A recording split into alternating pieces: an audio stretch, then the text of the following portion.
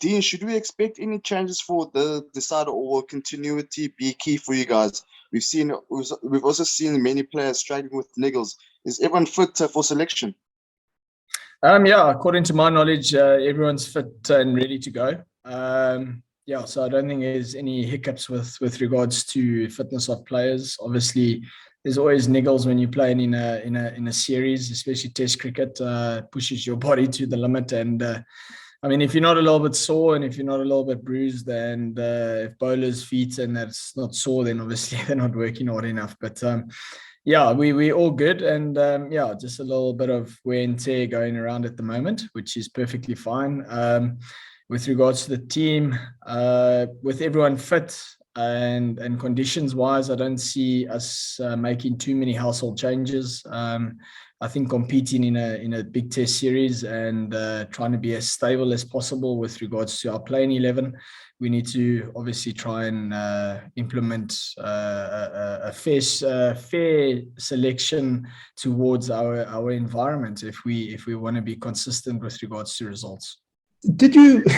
It's almost as if I want to ask: did you miss Virat Kohli at the Wanderers? I mean, he's got a hell of a reputation as someone who builds up the intensity and whatnot, and we could see the intensity leaking out of the way they were playing. I'm not saying you didn't deserve to win, but do you think it'll be much tougher with him around?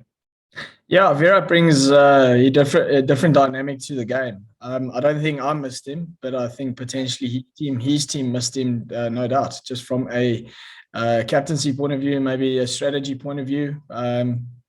Obviously, world-class player and very experienced within their squad. Yeah, I mean, I think his name and that speaks for itself, and that's rightly so. He's one of the more respected cricketers around. So I wouldn't say I missed him, but also it would be great playing against him as well. But it doesn't matter who we're playing against. We as a team, we need to focus on us. Hi, Dean. Dean, we haven't seen the Newlands pitch for 2 years now, and there's a new groundsman in charge. Have you seen it? I would assume you have, but also what are you expecting from it? I've seen it from a domestic point of view. Looks a little bit different. Yeah, they've done quite a lot of work. After that game we had domestically, and the conditions actually look pretty good. I think it's the best I've seen Newlands in quite some time, and yeah, the conditions look actually quite welcoming for us, and yeah, I think they're just trying to prepare a good test wicket. I think they obviously want the wicket to deteriorate over time into day 4 and 5, and I think that just calls on basics with regards to the kind of deterioration, wear and tear that the wicket can offer. But it does look like a relatively good cricket pitch. Hi, Skipper. My question for you is, could you sum up the growth of Kagiso Rabada from what you saw of him on his debut to now he being on the cusp of playing his 50th Test match tomorrow? Yeah, KG's been he's been brilliant for the Proteas badge over the last few years. I mean, playing 50 tests for your country is massive. I think when KG started, he was extremely raw and he had express pace, and yeah, I think he's come of age in that period of time. He's influenced our group, our players group, in such a big way on and off the field. So yeah, extremely excited and happy for KG playing his 50 tests, and it's happened so quickly, and it makes one realize that we're all getting a little bit on now.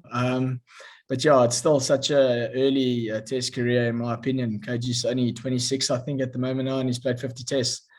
Yeah, so I think he's still got so much more cricket to offer us from a test point of view, and hopefully long may it continue. But yeah, from a youngster to where he is now, he's obviously advanced so much. He's taken a lot more responsibility as a cricketer. He's he's shown a lot of great growth throughout his journey so far for us. Dean, regarding the batting lineup of your team, do you think it's lacks a bit of depth because Marco Jansen is batting at 7? Of course, you have won at Johannesburg, but what about that? What is your take on that? Well, this is our squad that's been selected. I can't change it now. But yeah, I mean, we've got a young guy batting at 7 in Jansen, but he's also quite a talented batter. I mean, even though he doesn't have the experience, he definitely doesn't lack the talent and ability. But in my opinion, we need to take ownership and responsibility when it comes to the top 6. We need to obviously do the hard work in order for a guy like that to come in and obviously play his natural game. I think once we can get him to play his natural game and contribute with a bat, in that sense, it can only work for our favor. But as a top 6 batting unit, we need to take a little bit of responsibility. We started showing good signs now towards the end of the Wanderers test, and I hope we build on that, which is extremely promising for us. We've by no means reached our ability with regards to performance from a batting point of view. So we've got a lot of good things, positive things coming our way, and the good thing about it is the guys are extremely hungry to contribute, and that for me is an asset that can go a long way for us. Hi, Dean, it's Zahir here. Just in terms of the intensity of the series, you spoke about quite a bit in Joburg. Is it a case of coming to Newlands for a series decided where it ramps up even further, or is it a state where the bubbles probably burst in Joburg, or does it just get better and bigger and better with Virat also back? Yeah, I think this test match is potentially the biggest we've had in 10 years, maybe even 15 years. And I think that speaks for its own respect. Test cricket's always going to have intensity. Me as a player, I bring the intensity as well. So I don't think it's going to lack intensity, let me put it that way. I think Test cricket still demands quite a high level of intensity, and you have to maintain that throughout 5 days. I know it's not always possible to maintain that throughout 5 days, but you have to be pretty consistent with regards to implementing the intensity throughout. That's why it's so important to switch off when you can switch off. So when you're switching on, you can almost fall into that mode of knowing what kind of intensity you need to bring. We saw in the Wanderers, the minute we brought the intensity, it seemed to almost fluster the Indians quite a lot, and that can play in our favor. And it would be silly for us not to try and replicate that, or even bring even more intensity into the next game. Dean, just to follow up on what Zahir said, depending on the result of this, could you maybe put into words what it would mean to turn, if you won this, and presumably it's like a turning of the corner considering everything that's happened, how big would it be? What would it mean to win this series, and what statement would it make? It would be the biggest test win in my playing career so far. Obviously, that comes with the leadership and captaincy now, having a bit more of an influence with regards to our players group. But I think just from a players group point of view, it would be massive for us. I think we've put in so much hard work the last few months. We've been playing actually pretty good cricket up until now. We've had a lot of things not go away because you need some momentum and that on your side. And we've been doing everything right. I think we've been checking the boxes that we've set ourselves. We've been doing that pretty well and as best as we can. But I think with regards to what we've done in the last test as a players group, that speaks massive amounts for us. And leading into this test, we know that we need to obviously focus on session by session, maybe hour by hour. We can't look too far ahead, because more times than not, if you look too far ahead, you're going to lose the plot. So I think if we focus on what we can focus on and follow our structures that we have in place, more times than none, you're going to give yourself the best chance of success. And for us, winning the series 2-1 is huge.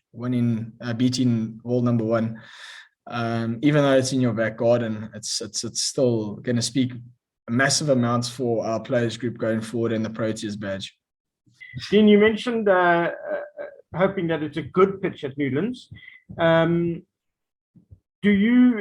By that, do you mean pace and carry? I mean, is that basically what you guys are looking for more than anything else? Newlands has never really been known for massive pace and bounce. But I think what they want to do is they want to obviously get us to play 5 days of cricket. I think if we implementing the basics from both teams' point of view, we'll get to that journey. So, but I think also the mere fact that they've got a new groundsman is maybe under the pressure a little bit to prepare a good wicket. But it does look like, just visually, you don't know what's going on underneath the surface. But just from a visual point of view, it does look like it's going to be a good test wicket. It's always a battle between bat and ball at Newlands. If you bowl well, you're going to reap rewards. But if you apply your basics with regards to the batting point of view and disciplines, you're also going to get success going forward. So I think that kind of hand in hand works quite well with trying to get a good test surface here at Newlands. The top 6 batting order you spoke about, I mean, those knocks by Aiden Markram and Rassie van der Dussen, particularly in the second innings at the Wanderers, 40 and 31. But how, having had a few days to reflect on it, how important is that for you as a captain to know that those guys, they hit some form going into this test, even though, maybe 40 and 31 doesn't sound like big scores, but in the context of the game, it was massive. How much comfort does that give you? Obviously. It gives me a lot of confidence, but saying that, I've always known that they've got that ability to perform those kind of knocks for us. Things haven't potentially gone their way in previous series or previous innings, and that's also part of the nature of the game. Behind the scenes, they've been working their backsides off to obviously try and make massive plays for this team. Knowing them as characters, they're not satisfied with what they've done, even though they made good contributions in the second innings, which goes a long way with regards to just a confidence point of view. Just knowing that, guys, I'm still able to do this. I'm still able to put in the hard graft and get results and contribute in a big way. But also saying that they know that their work's not done. That's always going to be a message that I'll drive. Is the one positive going forward is we all start on naught tomorrow. And I think that's an exciting factor for us, the fact that you can come back and try and do that again. And I think the most successful players who've played this game, they never, ever lose that hunger to always come back and try and influence and try and make a big performance or a big play for the side. It gives me a lot of confidence knowing that they're feeling somewhat a lot better, knowing that they've put in a decent performance in the second innings.